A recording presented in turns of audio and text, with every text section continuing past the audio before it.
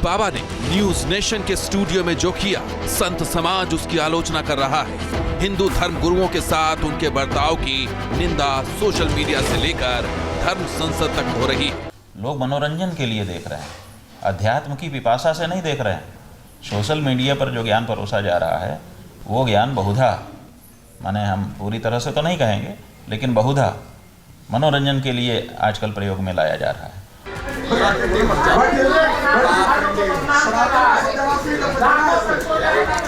हालांकि ऐसा लगता है कि आईआईटी बाबा को अपने किए का थोड़ा भी पछतावा नहीं, इसलिए उन्होंने उल्टे हिंदू धर्म गुरुओं पर हाथापाई का आरोप लगाया है। जबकि आप तस्वीरों में देख सकते हैं, जब आईआईटी बाबा को स्टूडियो में रोकने की कोशिश की गई तो उन्होंने गुस्से में हिंदू धर्माचार्य पर ही गर्म चाय फेंक दी। क्या बोल रहा है? नहीं गलत बात क्या बोल रहा है? तुम मारोगे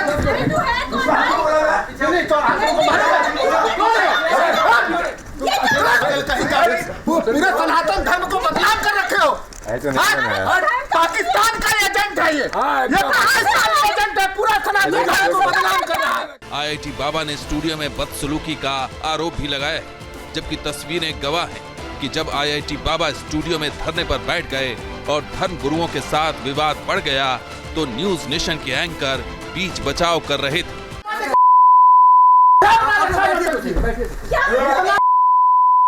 कोई गेट बंद नहीं है, गेट खोलो। और ये मीडिया वालों ने ना इतना प्रोजेक्ट करके किया है। कोई प्रोजेक्ट नहीं है। खुद को संत कहने वाले आईआईटी बाबा ने सिर्फ हंगामा ही खड़ा नहीं किया, बल्कि उन्होंने ये भी आरोप लगाया कि उन्हें स्टूडियो में बंद कर दिया गया। लेकिन इस आरोप का सच से कोई लेना देना नहीं। कोई गेट बंद नहीं है। गेट बंद हो जाओ ना, फिर गेट खोलो। क्यों जा रहे हो? जवाब दो। तुमने कैसे कहा इंडिया हारेगा? क्या बड़े हैं? कोई इसको बैठा, इसको कहीं नहीं बाहर भेजना है, वो बात नहीं करना चाहिए। आईआईटी बाबा ने जबरदस्ती स्टूडियो में बंद करने की अफवाह फैलाई, लेकिन ये तस्वीर इस बात के सबूत है कि वो खुद स्टूडियो के अंदर धरने पर बैठ गए थे। मीडिया वालों ने ना इतना प्रोजेक्ट करके किया है। कोई प्रोजेक्ट नहीं है। ठीक है, तुम लोगों को मीडिया वाले इतना सम्मान दे रहे हैं तुम्हें, और तुम यहाँ का मोह ना अपमान कब है। मैं सबसे पहले मेरा जो विचार है वो वास्तविकता में युवाओं को समझने के लिए है और इस देश के लोगों को समझने के लिए। मैं दो चीजें कहूंगा, किसी भी अखाड़ा परिषद ने या किसी वास्तविक संत ने आकर के ये नहीं कहा कि ये व्यक्ति कोई सिद्ध व्यक्ति है या कोई तपो व्यक्ति है, इस प्रकार की बात नहीं की गई है। यस, ये सोशल मीडिया का प्रोजेक्टेड व्यक्ति था, है ना, सोशल मीडिया ने इसको आगे बढ़ाया। अच्छा, मैं एक बात और क्लियर कहना चाहूंगा, मैं क्योंकि समाज पर बात कर रहा हूं और भाई समाज को इस बात को ध्यान देना चाहिए, कौन है संत है और कौन असंत है। मैं पहले जब पहली बार बात कर रहा था तो मैंने संत के स्वभाव किस प्रकार से होने चाहिए उसको लेकर के कहा था और आप लोगों को पढ़ना चाहिए।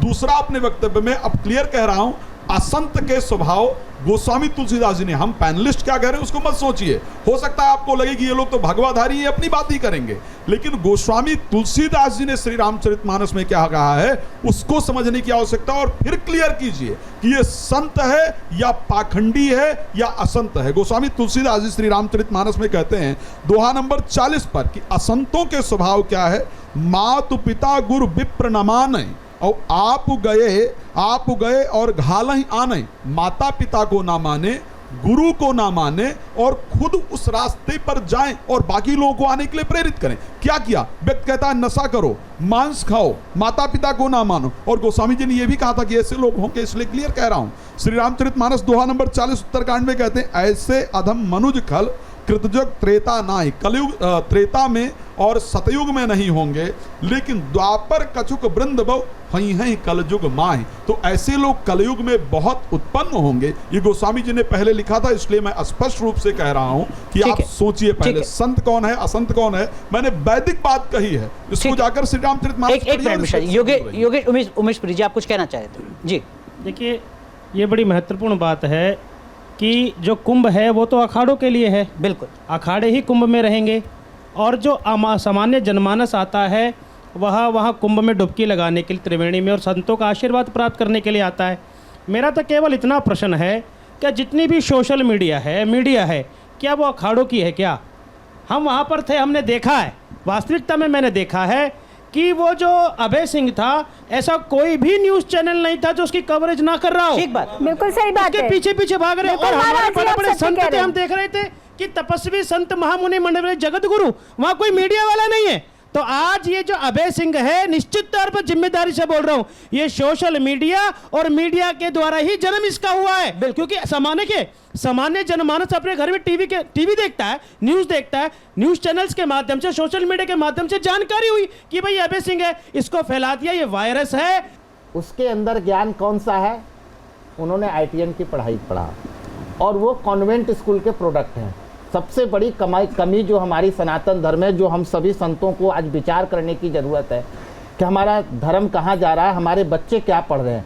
हमारे लगभग 90% बच्चे सब कॉन्वेंट स्कूल के प्रोडक्ट हैं और वहाँ पे जो पढ़ाई कर रहे हैं वो सनातन से कहीं कोई लेना देना नहीं, उनको सनातन का सब ही नहीं पता है। ये आज देख लीजिए, न्यूज नेशन पे दिखाया गया, जबकि वो अपने आप को भगवान कह रहा, और दूसरे धर्म में जो जिसको प्रारंभिक शिक्षा मदरसे में या चर्च में दिया जाता है, अगर वो अपने आप को कह दे कि मैं यीशु मसीह हूं या अपने आप को अल्लाह कह दे, तो उसी दिन उसका सर कलम कर दिया जाएगा। लेकिन वो ऑन रिकॉर्ड हजारों बार कह चुका है, मैं कृष्ण हूं, मैं विष्णु हूं, मैं शिव हूं, मैं कल्कि हूं, ऐसे आवाज दी जा पाएगी, एक-एक इस तरह की बातें करने के बावजूद भी हमारे देश के कुछ लोग जो है उसको कल सपोर्ट कर रहे हैं। इस तरह के मानसिक महामंडलेश्वर जी, आपने तो शिकायत, एक मिनट शैलेश जी, महामंडलेश्वर जी आपने तो शिकायत दर्ज कराई है ना अभय के खिलाफ। मैंने उसके ऊपर, क्योंकि एक मिनट देखिए प्रारंभिक में क्या हुआ, उससे मेरा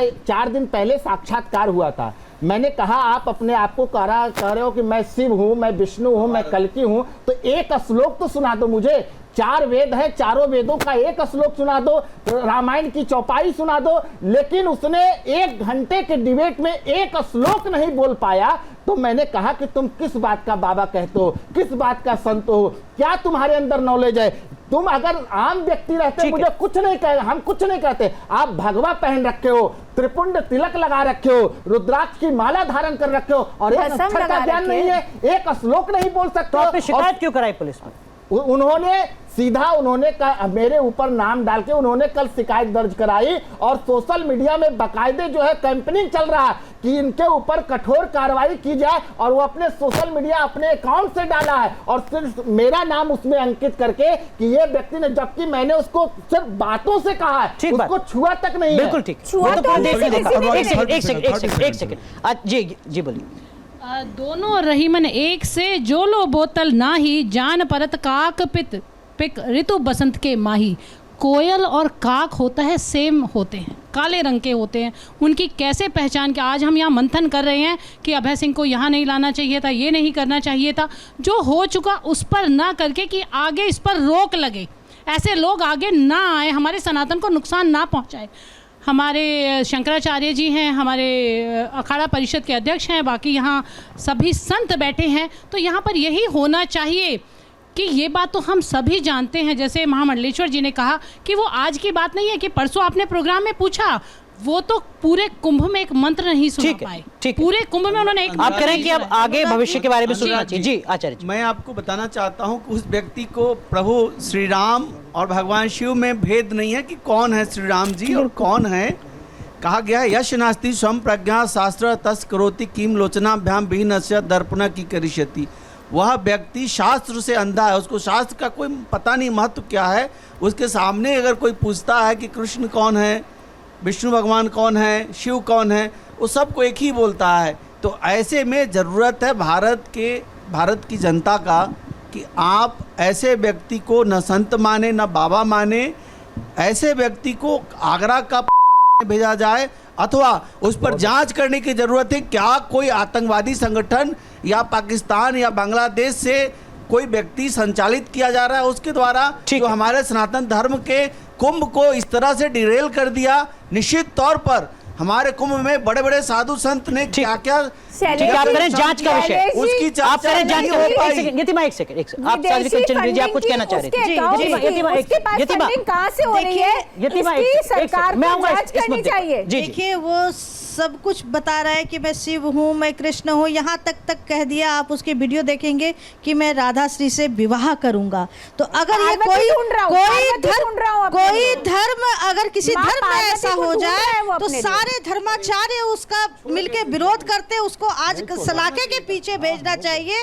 तो हम बैठ के चर्चा कर रहे हैं, लेकिन उसको जरूर सलाखे के पीछे भेजना चाहिए। और कहीं ना कहीं ये जिहादियों के ये परोसे गए हैं, जिसने ये ऐसे कह दिया व्यक्ति को कानून के तहत फांसी देना चाहिए। सचमुच में फांसी देना माँ चाहिए। पार्वती और राधा माता के बारे में गलत बोलता है।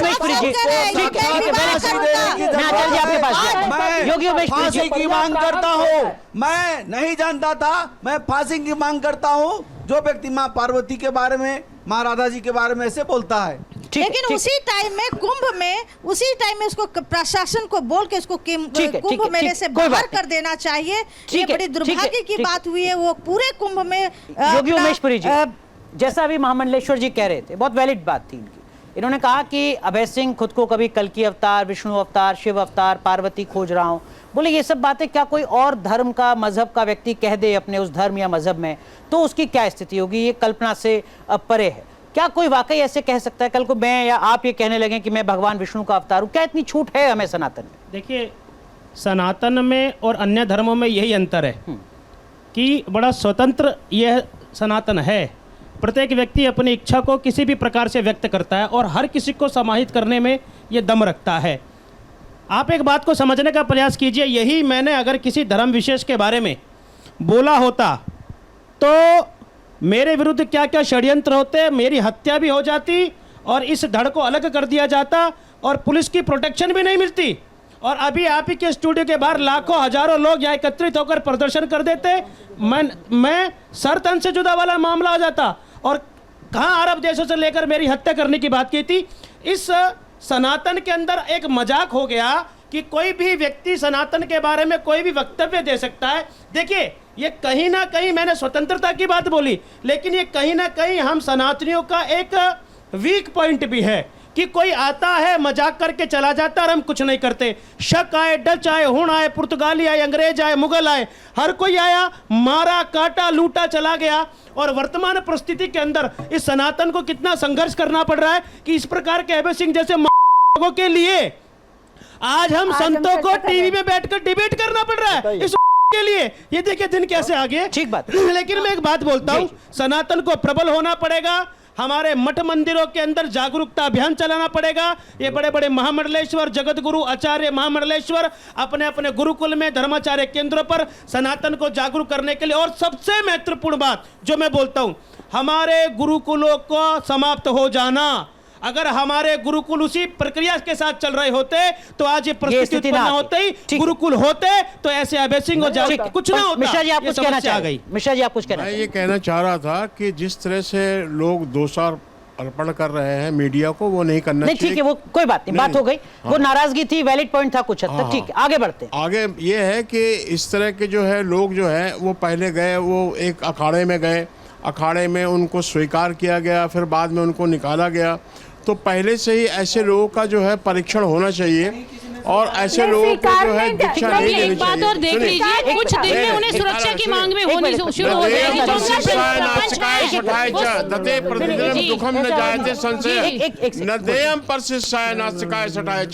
ये आदमी जो है ये नास्तिक टाइप का आदमी है, इसको कभी भी जो है स्वीकार नहीं करना चाहिए हमारे धर्म को, सनातन धर्म को। इसलिए इसको अस्वीकार करना चाहिए और मैं समझता हूँ कि ये हमारे लिए अच्छा नहीं है। आदित्य कृष्ण गिरी जी आप कुछ कह रहे हैं? क्या ऐसा है कि वो किसी अखाड़े में नहीं गया था, जो कि कुंभ में मैं बात स्पष्ट कर देना चाहता हूँ कि कुंभ में संतों के ही कैंप होते हैं, हमारा भी कैंप लगा हुआ था। अनेक प्रकार के भक्त आते हैं वहाँ, हजारों की संख्या में आते हैं।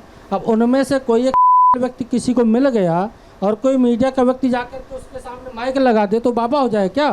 क्योंकि वो हमारे कैंप में रुका हुआ है। तो ये चीज़ें कहना कि अखाड़े ने मान्यता दी तो बिल्कुल गलत है। किसी अखाड़े ने मान्यता नहीं दी थी। वो कैंपों में जाकर के भोजन प्रसाद करता था और पागलों जैसी बातें करता था। ठीक है। इन्हीं हरकतों को देखते हुए जूना अखाड़े के एक संत ने वहाँ से बाहर कर दिया था। ये घटना घटी थी वहाँ पे। और जिस संत के पास से रुका उसी संत की बदनामी करने लगा। आज नारायण यहाँ तो गिरी जी क्या का बात है? नहीं, जूना अखाड़ा में तो संत के कैंप में रहे थे। हमारे साथ रविंद्र पुरी जी लगातार बने हुए हैं। रविंद्र पुरी जी, इस चर्चा को आप सुन रहे हैं बड़े धैर्य से, और यही संत की बाबा की खूबसूरती भी है कि इतना धैर्य दिखे, लेकिन अभय सिंह ने कल वो धैर्य नहीं दिखाया। अब सवाल यही है कि आगे की तस्वीर क्या, आगे कोई ऐसे अभय सिंह जैसा व्यक्ति नजर ना आए जो किसी भी तरीके का दावा करने लगे, खुद को विष्णु का अवतार बताने लगे, कल्कि का अवतार बताने लगे। आगे किस तरीके की रणनीति पर काम करना होगा तमाम अखाड़ों को, तमाम धार्मिक संस्थानों? रविंद्र पुरी जी।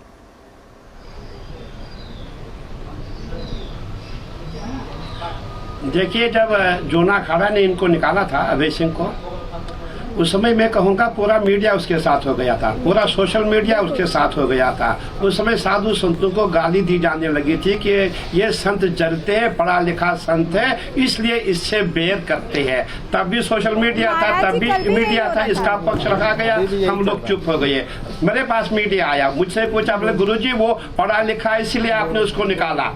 सुनिए, तो ये बातें हो गई। अभी आपको मैं याद दिलाना चाहता हूँ, जब हमारे जगत गुरु शंकराचार्य महाराज ने कहा था कि शिरडी में जो साईं बाबा है उसकी पूजा मत करो, लोगों ने उनको गालियां देनी शुरू की थी। इसलिए आप समाज में क्या कर सकते, आप मुझे बताइए। नहीं महाराज जी, आप ये सब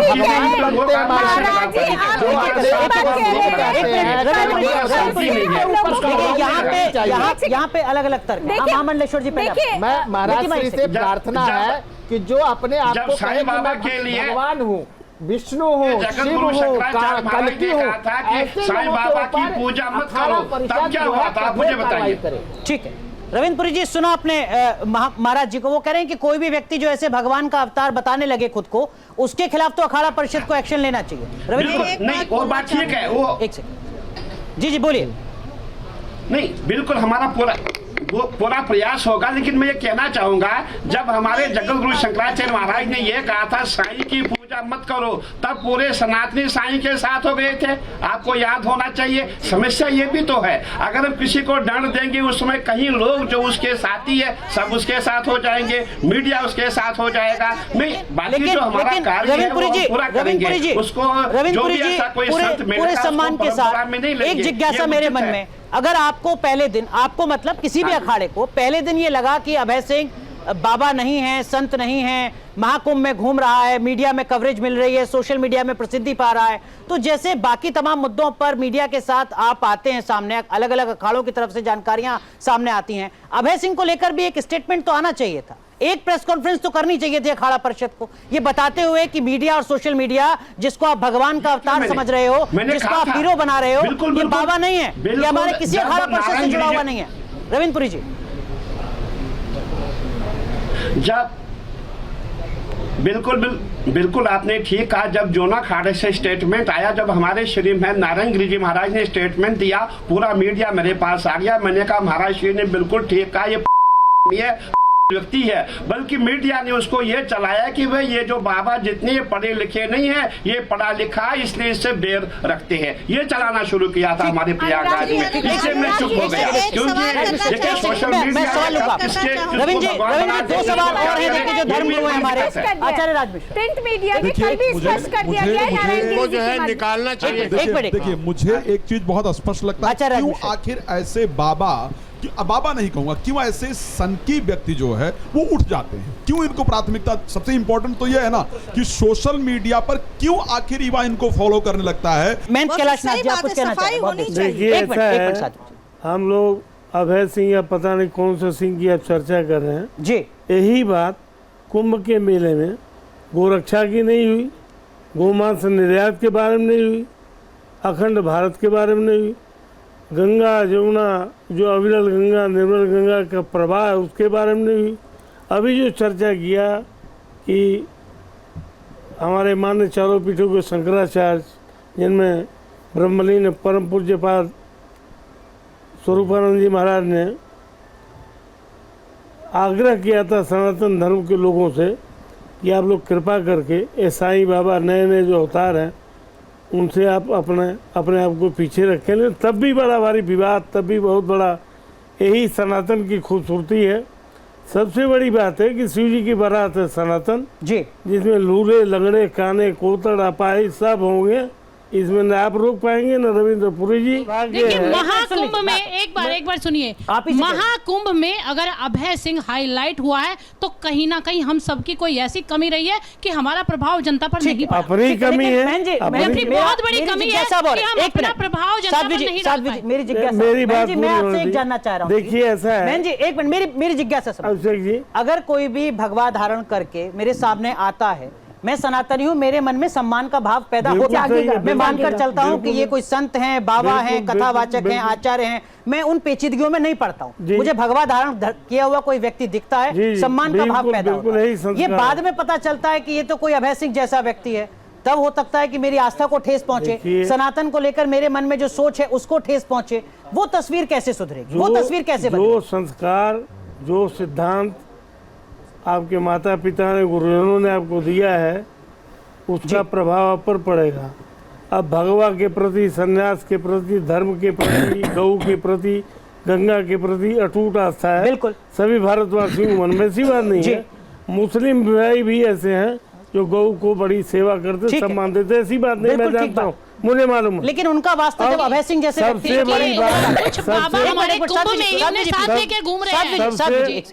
बड़ी बात क्या है कि हमारे यहाँ चल गई फैक्ट्री, ये जो मदारी और दरबारी और सरकारी जो बाबा है, व्यापारी, इन लोगों ने सनातन का नाश कर दिया है। इसमें बहुत सारे लोग। आप बताइए, आप देखिए, जो मेरा बुनियादी सवाल था महंत जी से कि भाई जो एक आम भारतीय, आम सनातनी भगवा धारण किए हुए किसी व्यक्ति को देख रहा है, वो कैसे अंतर कर पाएगा कि ये महामंडलेश्वर जी हैं या अभय सिंह हैं? जैसे ही महामंडलेश्वर के रूप में उसको अभय सिंह जैसा व्यक्ति कोई टकराएगा, उसकी तो पूरी भावना ही आहत हो जाएगी ना, उसकी आस्था आहत होगी। बताइए। देखिए, मैंने कहा था, अभी महाराज श्री भी लोगों ने कहा, इसकी दिक्कत कहाँ है। देखिए, मुसलमान के बच्चे की प्रारंभिक शिक्षा मदरसे में होती है, उसको अपने बारे में सब कुछ पढ़ाया जाता है। ईसाइयों की मदरसों में नहीं होती। ईसाइयों, देखिए, मिट्टी जब कच्चा हो ना, उस समय हम आकार दे सकते हैं, पक जाने के बाद हम आकार नहीं दे सकते। हमारे यहाँ पहले 24 लाख गुरुकुल थे, हमारे सनातनियों के बच्चे गुरुकुल में पढ़ने जाते थे, वहाँ संस्कार, शस्त्र, शास्त्र सबकी शिक्षा दी जाती थी। आज एक पंचर बनाने वाले से लेकर राष्ट्रपति तक उसको कलमा आता है, हर एक ईसाइयों को जो है वो अपना बाइबल पढ़ने आता है। लेकिन विडंबना यह है कि हमारे हिंदू धर्म में सनातनी IAS, IPS, MBBS, IIT हो करके उनको एक गायत्री मंत्र तक नहीं आती है। उसका कारण है कि उनकी जो प्रारंभिक शिक्षा होती है वो कॉन्वेंट स्कूल में होती है। इसलिए हम लोग साधु संतों को चाहिए कि सबसे पहले सनातनियों की प्रारंभिक शिक्षा, जितने भी मठ मंदिर है, हमने मांग किया था 4 लाख मठ मंदिर सरकार के कब्जे में है। 1 रुपया मदरसे से, 1 रुपया चर्च से, 1 रुपया दरगाह से नहीं मिलती है, लेकिन मठ मंदिरों का पैसा सरकार को जाती है। अगर वो हमें मठ मंदिर मिल जाता, हमने वहां कुंभ में ये आगाज किया था, लेकिन किसी ने नहीं सुना। तो आज हर एक जगह गुरुकुल होता, हमारे बच्चे गुरुकुल में पढ़ते तो वो समझ जाते कि IIT ये बाबा है, ये संत है, ये ठीक।